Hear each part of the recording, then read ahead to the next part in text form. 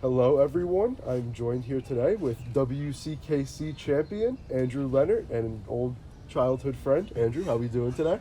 Doing good, man. So, you just won the 135-pound WCKC belt in K1 rule set. You had a hard-fought decision win over Peter Quillis. What did you think about your performance? It was a fight-of-the-night kind of fight, so it was obviously, good Yeah, fight. it was a crazy fight. Definitely back and forth. He won the first round big. I won the second round bigger. Got a knockdown. Third round was just, World War V. It was just crazy. And, ended up, coming out in decision, winning 2 out of 3 rounds. So. Yeah, all right. So is there anything in that fight that you think you need to work on, anything you wanted to improve on? Yeah, definitely some stuff I got to work on. Definitely got to work on checking low kicks. Ate a bunch of those. Definitely got to work on not getting crazy when I have somebody hurt. Like if you rewatch the fight, in the beginning of round 3, I come out, land a big head kick, and in my head I think, oh my God, he's hurt. Go. Throw a big jab, turn over on a big cross, get kicked right in the face. And that didn't feel great. So you ate that big head kick in the third round there. Yeah. So tell me about that. Were you hurt or were you okay? You kind of dropped to your knees for that. You didn't get dropped, but you kind of buckled your knees for a second. How did that go? That was crazy. In my head, I just thought, oh shit, I just got kicked in the face. Because I definitely buckled, but I wasn't super rocked. I knew exactly where I was. He threw another big body kick, landed. Then he went for a wheel kick. I leaned back. And, I was still coming forward and throwing back some shots. So I was still there. But looking back, I was like, Jesus, that was a big shot. That was crazy. Okay, so you had the big knockdown in the second round as well. You hit a big straight right hand. As soon as he lifted up his leg, you kind of just threw that right hand in there. Is that something you worked on going in? Yeah, my coach, Coach Burke at the Institute, tells me to turn over on my cross all the time. And then Sal Lopez, my boxing coach, tells me to sit down on my cross all the time.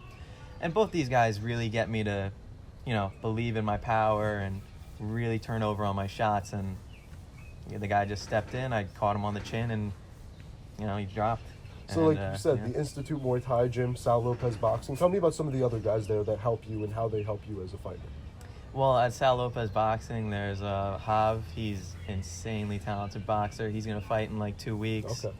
Then at the Institute, we got Alex Kelly. She's she's won the WK tournament a few times, which is a really big tournament on the East Coast. She's also USKA K1 champ. She's at almost 20 fights now. Then we got another kid, Flynn Rafferty.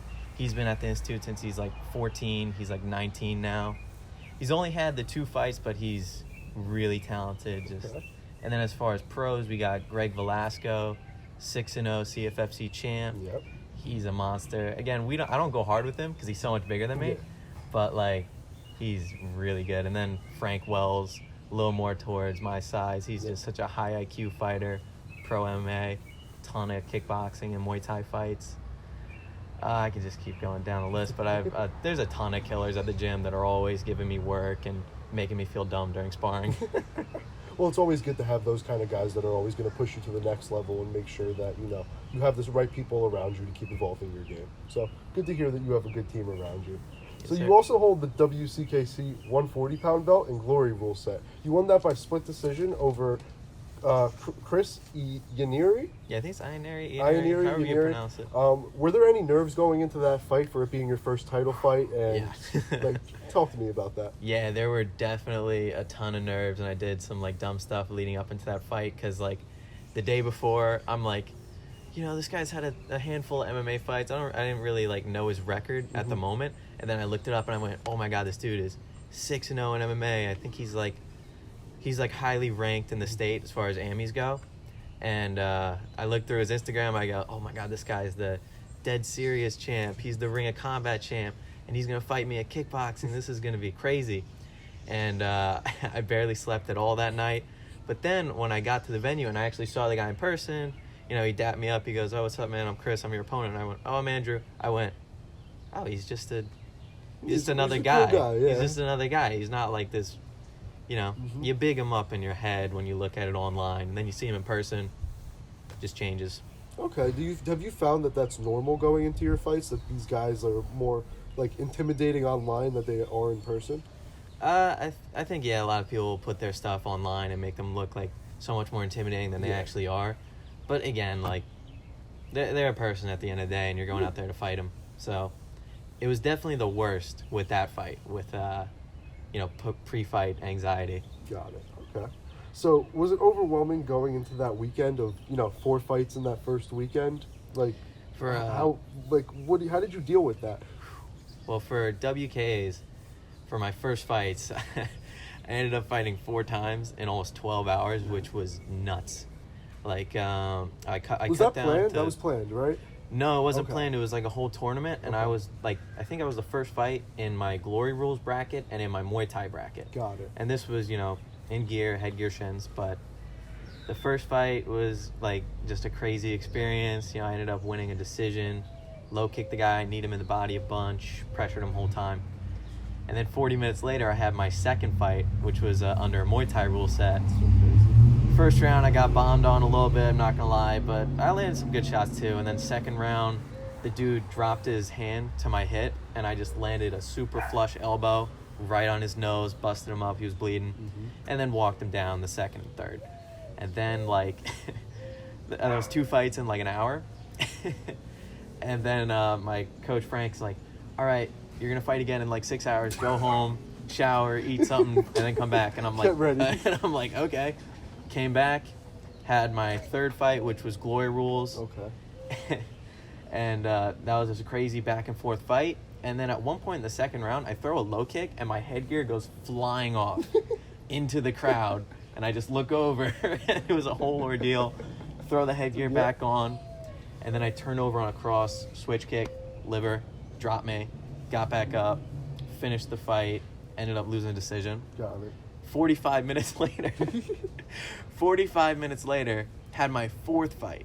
And this was under Muay Thai rules. I was completely shot. Dude clinched How'd me your up. body feel at that point? Oh, dude, my warm-up was literally, all right, go walk back and forth. Yeah, seriously. Couldn't do much more at that point. Yeah, and the dude just clinched me up, kneed me a ton. I dropped to my knees. I look over at my coach, and I just go, fuck. And he goes, get up. And I just get right back up to my feet, need a bunch, drop, get up, need a bunch, drop, fight's over. Got it. And I was like, yeah, that's valid. Happens. I was pretty much done. Yeah, okay. So it was definitely a pretty long, pretty rough weekend. It was a long day. It was a big experience, a big learning weekend. Oh, so definitely. what would you say are the biggest takeaways you had from that weekend? Biggest takeaways from that weekend is try to fight, less reckless and crazy. And just know that, like, there's levels to all of this. And definitely the last guy I fought was multiple levels above me at the time. And, I took a look in the mirror, looked at my schedule, and was like, okay, I can train this day, I can train this day, I can train this day. And, found more time for training, worked harder, and learned. Yeah, that's where you are now. Okay, Yeah. I'd love to hear it. So I wanted to ask, what initially started your love for martial arts, kickboxing, and everything in general? Well, I was always a big fan of the UFC since, like, I want to say freshman year of high school. I was watching it. And, I watch it more and more, and then I wrestled throughout high school. And right when that was up, I'm like, man, I still want to do something, like, physical, And kept watching the sports, and, and I think meeting Dustin Poirier definitely got me to start, like, wanting to train. Got it. Okay. Yeah. You met Dustin Poirier in what, 2019? This was after he beat Holloway, right before he fought Khabib. Okay. I met him at, like, a fan meetup. Okay. And it was really cool because I was expecting, like, you go there, and, it's Dustin Poirier, you get a picture, and then you leave. Yeah. Like, that's what I was expecting when I met him. But I met him, shook his hand, got to chop it up for, like, 5 minutes, which to me felt like 3 hours because I'm such a huge fan. No, of course, yeah. And, he was such a cool dude, and I'm just like, man, I gotta, like, train or do something. That's awesome. And then later on in that night, I can't remember the UFC event it was, but later on that night, it was Khalil Roundtree versus Eric Anders. And I'm going into this fight, and I'm like, yo, it's your boy Eric Anders. He's so powerful, football guy. Yeah. And he fought Khalil Roundtree, and I kept hearing him say, Khalil Roundtree trained in Thailand. And I didn't know how good he was. He came out in that, like, traditional Thai stance. Mm-hmm. And, dude, he beat the crap out of Anders. He beat Eric Anders up bad. And I just kept hearing about Muay Thai, and then I'm just like, I wonder what that is. Oh, it's like the striking part. And then I, found a good gym, and that's where I started training. All right. So, like you said, you took an interest in Thailand and Muay Thai. You actually went to Thailand and trained I did. alongside with the Simon Simon Chais. Tell me about that experience and training with some of the best Muay Thai practitioners in the world. Oh man, it was training in Thailand at Simon Chai was just awesome. I was there for like 2.5 months. My buddy Chris told me to go there, and he actually went to Simon Chai like multiple times, and he just said, look, you got to go to this gym because it suits your style, because their whole style is just heavy hands to low kicks, coming forward the whole time. Got it. And getting to train with some of those Thais were crazy, because these dudes have been fighting and training since they were like 8. Yeah. And some of them had like 300, Yeah, 400 hundreds fights. of fights. And they were so good. They would like sweep me and toss me and dump me on my I've face. seen some of the videos. Yeah, they like low kicked me a whole bunch and just beat up on me. But they were never trying to like crack me to like concuss me. They would just, throw little jabs. Yeah, they knew how to train smart. Yeah, you tried to teep them, they laugh at you. And they were so good. And I feel like, my power, my technique, my whole like mindset kind of changed a little bit. And I definitely learned a bunch out there. Good. Yeah. Okay, so you also got a big shout out from Gabriel Varga, I think, on his YouTube channel, and then you also trained with Sue Perlek and Sean Chai. Sanchai. Sanchai. Yeah, the names are hard with the Thais. I Man. can't figure them out sometimes. But Yeah. who are some of the other fighters you like to learn from and watch and just take notes from, basically? Well, I think the biggest one is definitely Gabriel Varga, because Okay. his YouTube channel is just awesome. He'll every day he'll post up a little video of just like how to use your jab more effective, little mindset type things of like how to prepare for your first fight, how to deal with a loss, like little things like that. And I'm a big fan of him, and I love watching his YouTube channel. So after my first title win, I shot him a little DM congratulating him on 100K, Yeah. and then he shouted me out, and I was like, yo, this is sick. Yeah. So yeah, he's definitely fun to watch. Okay. Another guy I really like to watch is Lomachenko, just because of his footwork alone. Yeah, it's beautiful. It's so good. Like a ballerina. Yeah, that's Like right. actually, He did yeah. that ballet stuff for a while when he was young, but his footwork is so much fun. Yeah. So much fun to watch. Okay. So your parents have always been at all your fights. They seem to be very supportive now. Talk to me about the support from your parents, how that helps, and if they were always supportive of this, and what their initial reaction to you doing this was. They were always supportive Okay. of me fighting. They definitely get nervous before I fight, like really nervous. Especially back in November, the first time I told them I wanted to go no shins. Ooh, yeah. They were really, really stressed out about that. But for my first fights, I didn't even want them to show up for the WK tournament, because I knew that if I went fight to fight, I'd have to go over and talk to them, and I gotta stay in a just wanted to certain be mindset. focused. Yeah. I gotta stay in a certain mindset when I go fight. But I like what I have now, how it's like I have one fight that, I go with them to the venue, I give them a hug and, say I'll see you on the other side, and then I go, I do my thing, and then immediately after the fight's over, I give them a hug, and, we just take a nice picture, keep it moving. But yeah, they definitely like supporting. They love watching me fight, and I'm glad I have their support. Good. It's Yeah. good to hear that you have that support system. Every fighter needs a support system like that with their family. So I'm glad to hear that your parents have always been supportive of it. It's awesome. So what are your goals, and how do you plan on achieving them? Well, I would definitely like to fight professionally one Okay. day, but I like to just take it one fight at a time, because, I don't want to look past anybody. Mm-hmm. As we keep going up the ladder, the fighters, they're better, more talented, bigger, better records. So I try not to look past anybody and just, go into every fight expecting it's the fight of my life. But I would definitely like to go pro one day Okay. in either, kickboxing, Muay Thai. I don't want to completely shut the door on MMA, because I'm such a big fan. Yeah. I love watching the sport. But, Do you we'll see. grapple much?